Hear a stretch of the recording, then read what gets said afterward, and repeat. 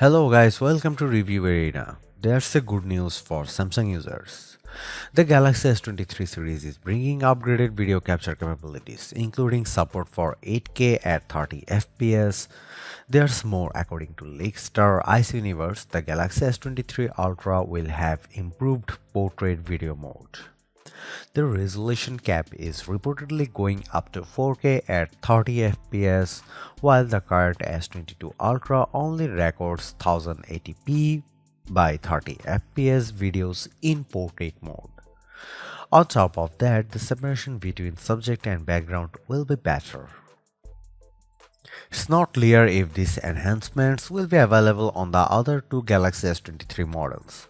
They all have the same Snapdragon 8 Gen 2 for Galaxy chipsets, but the Ultra is the only one with the new ISOCELL HP2 200 megapixel sensor. The S22 and S22 Plus will use 50 megapixel sensors instead.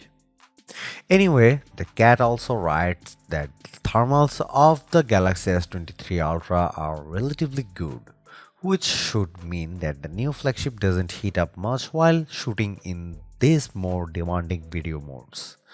The S23 series will be officially unveiled in a couple of weeks' time on February 1.